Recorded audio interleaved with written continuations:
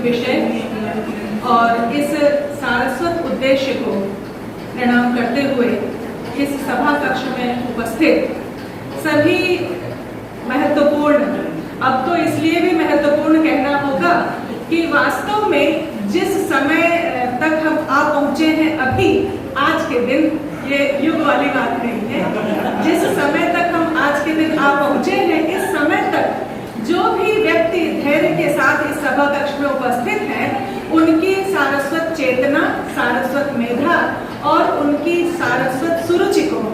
सचमुच अभिनंदन के योग्य है। आज के इस पश्चिम बंग हिंदी अकादमी के माध्यम से, के सहयोग से कलकत्ता गर्ल्स कॉलेज और खुदीराम बोस सेंट्रल कॉलेज, इन के संयुक्त तत्वावधान में आज का ये जो कार्यक्रम आयोजित किया गया, ये संगोष्ठी जो आयोजित की गई,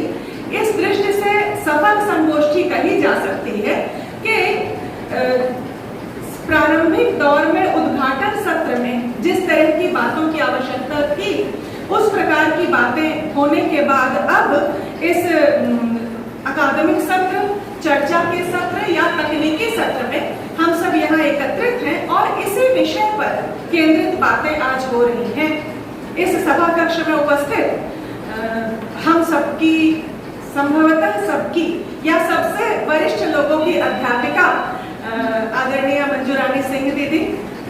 आज हमारे बीच बहुत सौभाग्य है। लोग कहते हैं कि मायके से आया हुआ तो पक्षी भी बहुत प्रिय होता है, और सुल्तानपुर से आए हुए अगर सम्मानित व्यक्तित्व हो,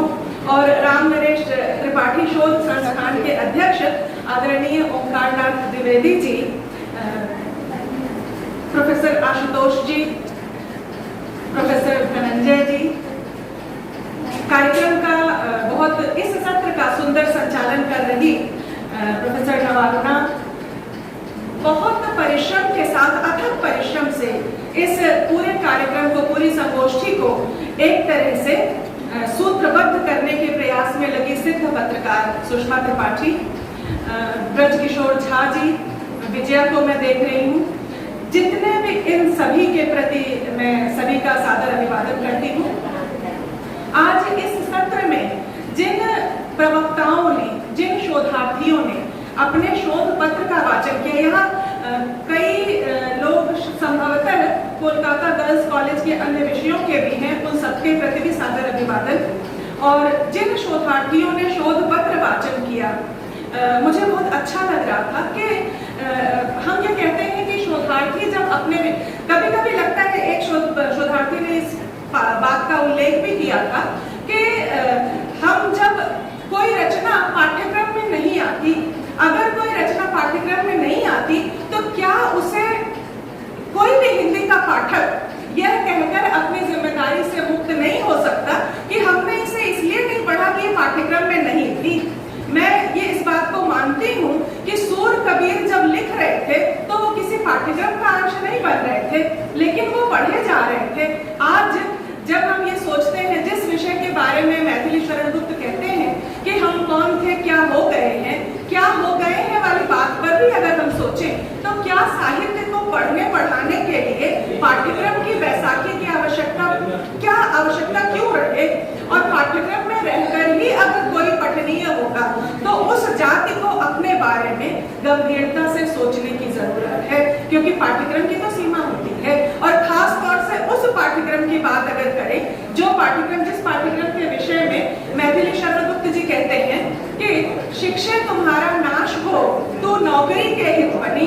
तो जो नौकरी के हित बनाई हुई शिक्षा व्यवस्था का पाठ्यक्रम है, उस पाठ्यक्रम को लेकर अगर हम थोड़ा हल्का शब्द कहती हूँ बहानेबाजी करते हैं, तो ये बहानेबाजी तो सचमुच शोचनीय बनाती है हमारी स्थिति को। आज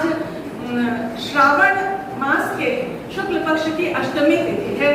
और एक पक्ष के बाद जन्माष्टमी का अवसर आने वाला है। मधु ने इस बात का उल्लेख किया,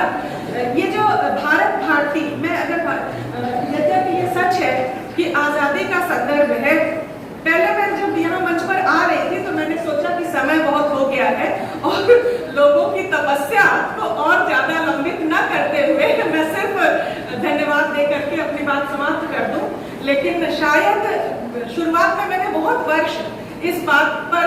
अपने ऊपर अनुशासित रखा कि मैं अवसर नहीं होने पर नहीं बोलती थी, लेकिन अब मुझे भी लगा जब सबने लिया है समय तो मैं नहीं बोलता।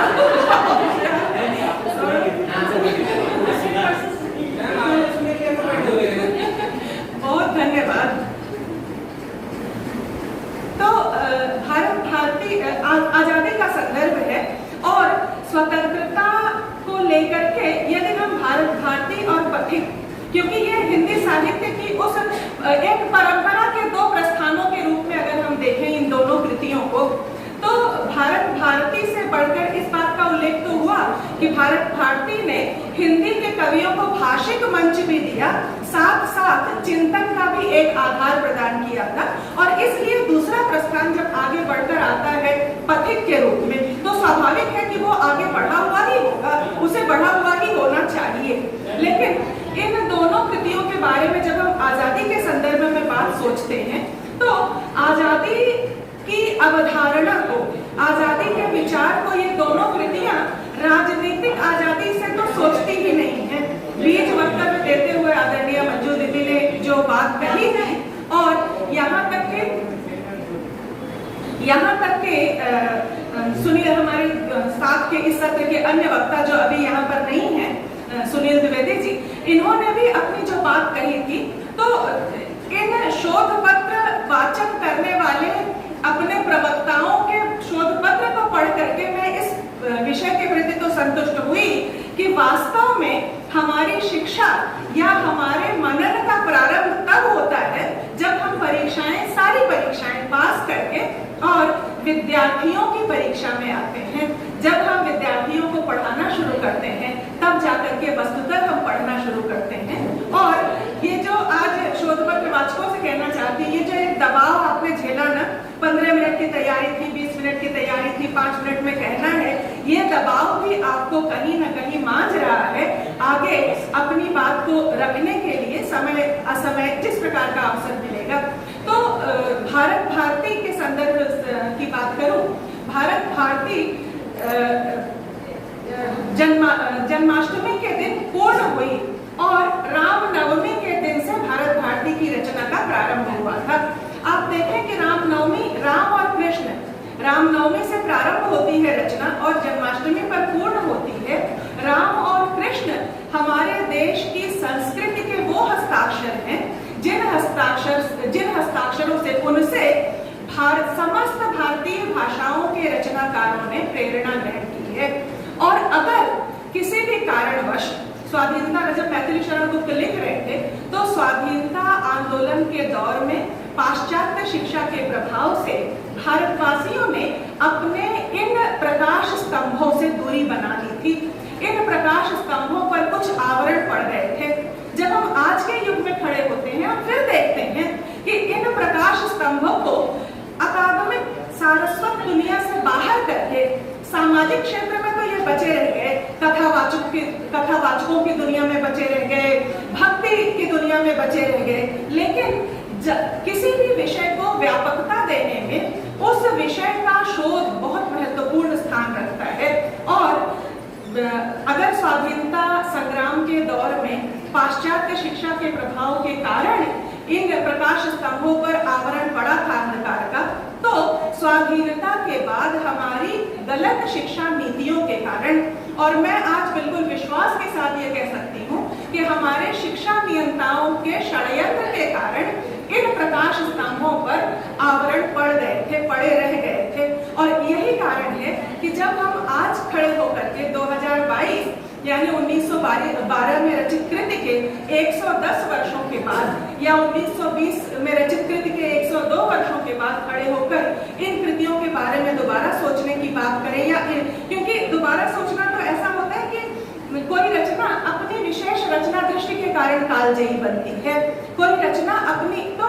जब हम इसके बारे में सोचें तो हमें ये सोचकर काम नहीं चलेगा कि नवजागरण के युग में लिख रहे थे, उस समय की स्थितियां बड़ी खराब थी तो गुप्त जी ने लिख दिया। नहीं, हमें ये सोचना होगा कि गुप्त जी, क्या हम आज होकर, गुप्त जी की पंक्तियां हैं, 2 पंक्तियां हैं, बचपन में हम लोग कविताओं की अंताक्षरी खेलते थे और उस समय भारती की बहुत सी पंक्तियां कंठस्थ करते थे। तो मुझे 2 पंक्तियां ध्यान आ रही हैं।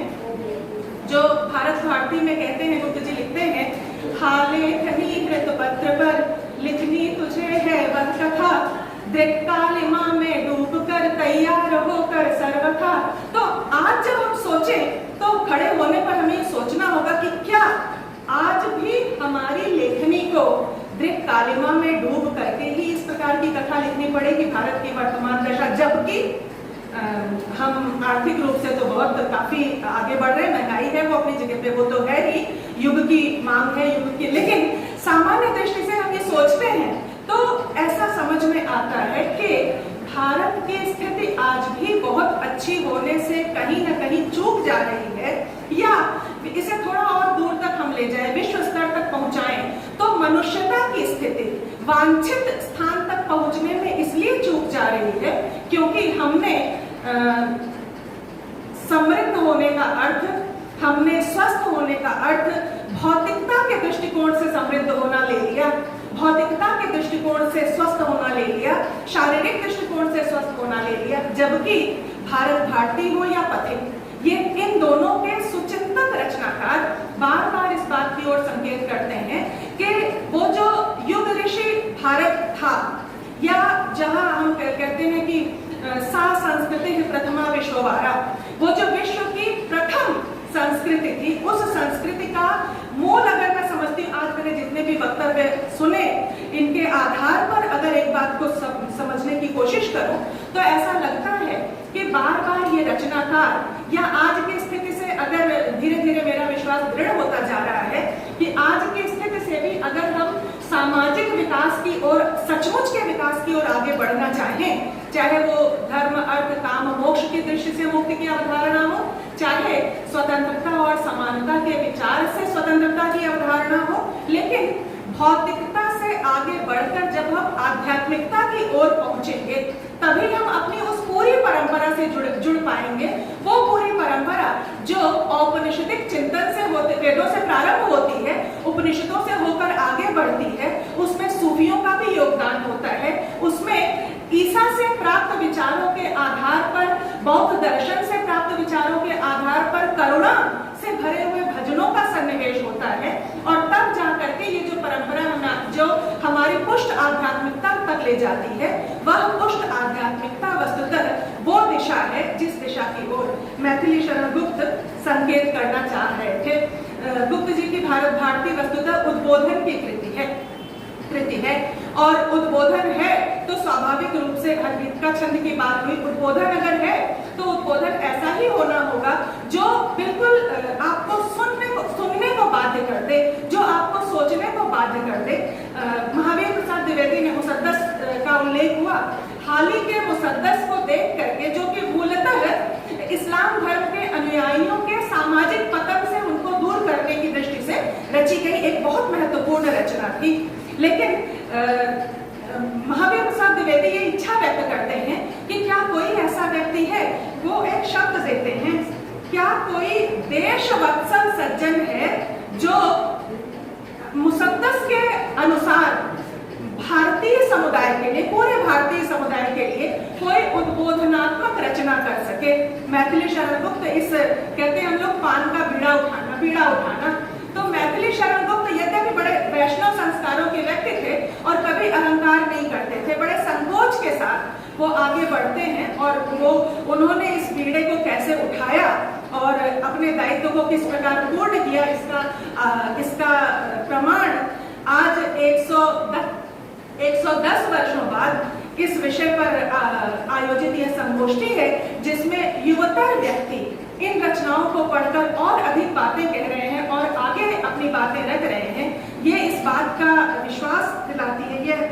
तथ्य इस बात का विश्वास दिलाता है कि मैथिली शरण गुप्त जी ने इस दायित्व को बड़ी गंभीरता के साथ निभाया था। इसीलिए हम कहते तो हैं कि मुसद्दस के तर्ज पर रची गई, लेकिन यह हिंदू जाति कहते हुए समस्त भारतीयता को समेटने वाला विचार लेकर चलने वाली कृति है। इसीलिए जहां कहीं उनका प्रश्न होता है तो वो हा हम कहते हैं तो हा भारतवर्ष कहते हैं, और वो प्रार्थना करते हैं कि हे देव भारतवर्ष को फिर पुण्य भूमि बनाइए। तो ये जो उनका विचार आता है, ये मुसद्दस के तर्ज पर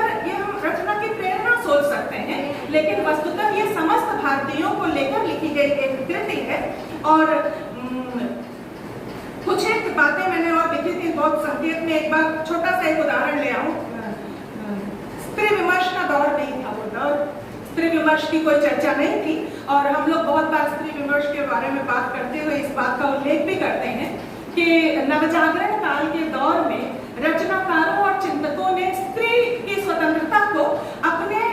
दृष्टिकोण से एक विशेष सीमा तक ही देखा था। और ये प्रत्येक युग में होता है, क्योंकि हम युग से बहुत दूर तक, साहित्यकार बहुत दूर आगे जाते हैं, लेकिन असीमित दूरी तक तो नहीं जा सकते। इसके बावजूद गुप्त जी की जो हम कहें कि जो उनकी साहित्यिक, उनकी जो संवेदनशीलता थी, वह संवेदनशीलता एक छोटा सा उदाहरण है जो प्रायः नहीं दिया जाता। वो ये कहते हैं, स्त्रियां जो जाता गीत, स्त्रियों में विशेषकर मध्य भारत, पूरे मध्य भारत में जाता गीत चलता है, क्योंकि स्त्रियां तो अपने हर अवसर पर अपनी शक्ति को बचाने, एकत्रित करने और उसके लिए गीत गाती हैं। तो जाता गीत होता है अनाज पीसने के दौर में एक साथ मिलकर के गाना। और उस जाता गीत के संदर्भ में मैथिली शरण गुप्त,